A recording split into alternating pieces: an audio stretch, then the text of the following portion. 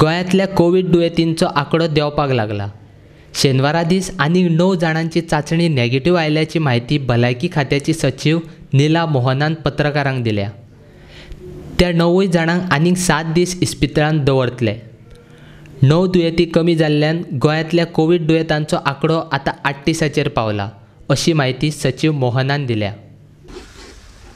Today we have 2 more confirmed cases of 2 people who travelled from Mumbai by road, but we also have 9 cured cases.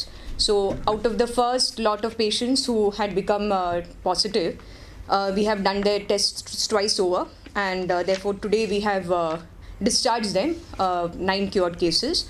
9 of these people have been kept under our institutional quarantine for 7 more days, and then the same protocol that we followed last time.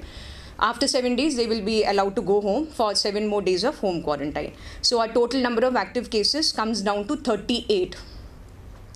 Today we sent 503 samples for testing.